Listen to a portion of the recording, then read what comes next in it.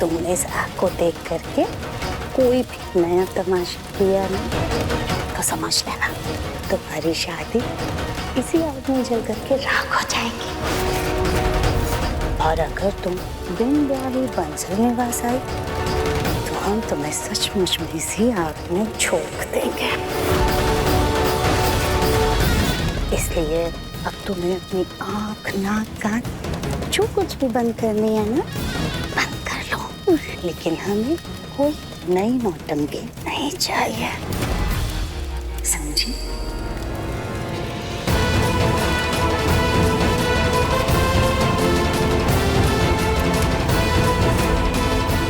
नहीं, हम ऐसे डर नहीं सकते।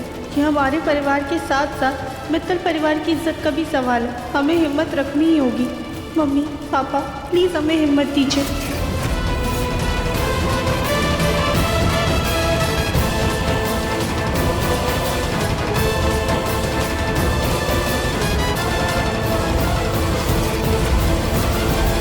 कैसे ऐसी लड़की से शादी कर लूं जिसके साथ मैंने ढंग से 4 पल भी ना बिताए?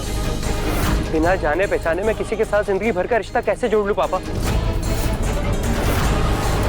नहीं पापा, मुझसे नहीं होगा, ये गलत है। और तुम जो निहारिका के कहने पर कर रहे थे, क्या वो सही था? पर पापा किया तो नहीं ना। लेकिन मुझे बताया भी तो नहीं प्रताप। और भाग कर भी कौन सा इतना बड़ा एहसान कर रहे थे तुम मेरे ऊपर?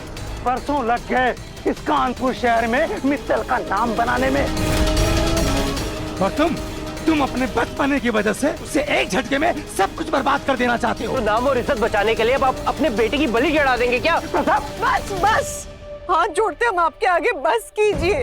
इतने सालों में बाप बेटे में कभी झगड़ा नहीं हुआ। आज आपको ऐसे लड़ते देख हम पे क्या बीत रही है नहीं हम ही जानते। हमें और तकलीफ मत दीजिए, बस कीजिए, बस शांत हो जाइए। ललित जी, आप अपने आप को संभालिए। ये सब उस राध्या की वजह से हो रहा है। तुम बेस्ट एडवाइस देती हो राधा। कसम सर, ये हमारी नहीं बल्कि हमारी मम्मी की एडवाइस है जो वो हमें हमेशा देती। बहुत भोले हो तुम प्रथम। ये छोटे मिडिल क्लास लोगों की ट्रिक है, घर में घुसने की और लोगों का दिल जीतने की। इतनी बड़ी प्लानिंग की है उस राध्या ने, लंदन वाली बात बताकर मेरे और निहारिका के प्यार को गलत साबित कर दिया और खुद सच्चाई की मूर्त बन के मंडप में आकर बैठ गई। ठीक है रजनी जी, अगर आपका बेटा नहीं झुकना चाहता है तो ना सही, मैं ही झुक जाता हूँ। बेटे, ये रिश्ता नहीं मंजूर है तो ना सही। शायद मैं ही गलत था जो मैं ये सोच रहा था कि मेरा बेटा मेरे फैसलों पर आंख मूंद कर विश्वास कर लेगा। मैं भूल गया था कि जब बाप का जूता बेटा पहनने लगे तो बेटा बड़ा बन जाता है और उसे लगता है कि वही सही है, हर बाप गलत है।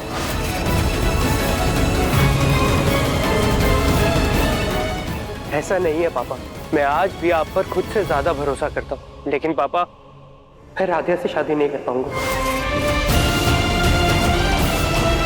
Please, sorry.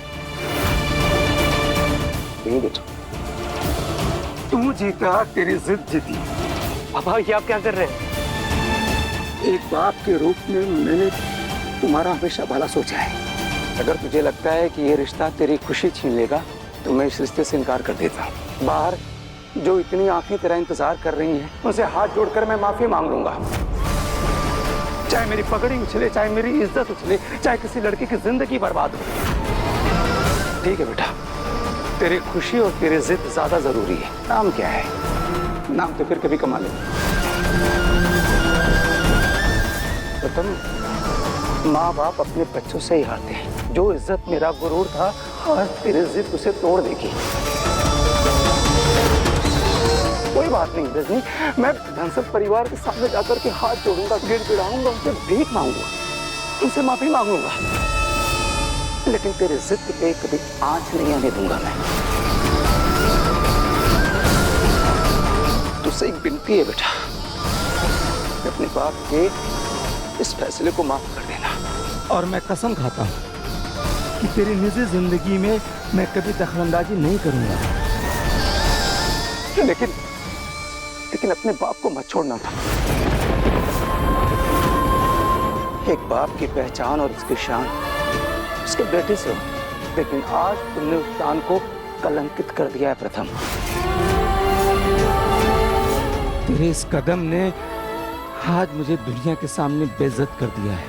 अब तो शर्म से मैं अपना सर भी नहीं उठा पा रहा हूँ प्रथम। प्रथम, तेरे पिता की इज्जत अब तेरे हाथों में।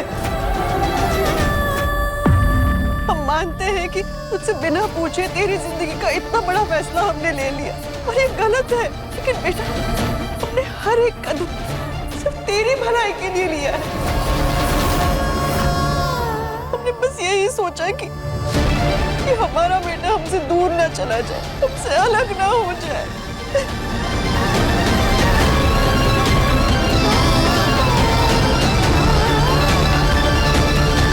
चुप जाइए पापा। मैं शादी के लिए तैयार नहीं।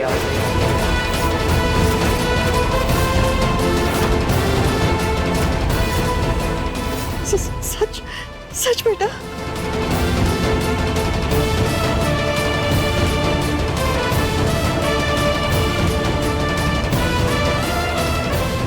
और कोई रास्ता ही कहाँ है मेरे पास।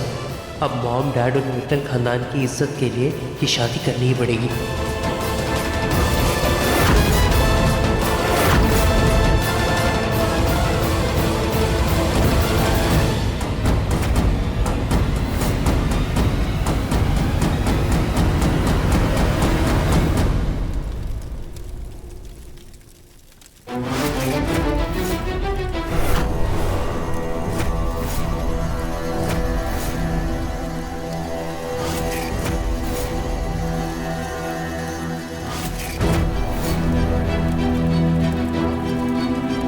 अब वर वधू जयमाला के लिए खड़े हो जाइए।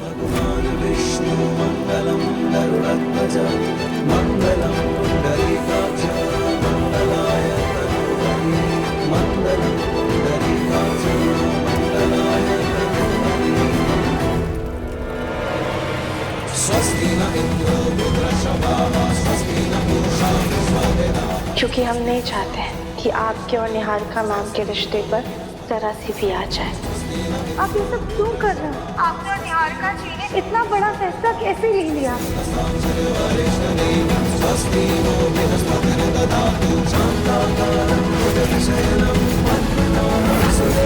लगता है दूल्हे राजा को बहुत जल्दी है हमारी राध्या को अपना बनाने की।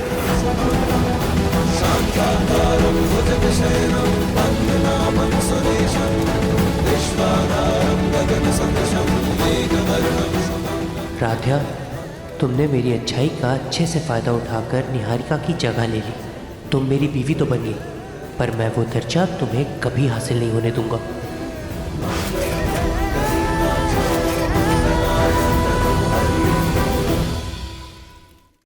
अति सुंदर शाम 7:30 बजे दंगल टीवी पर।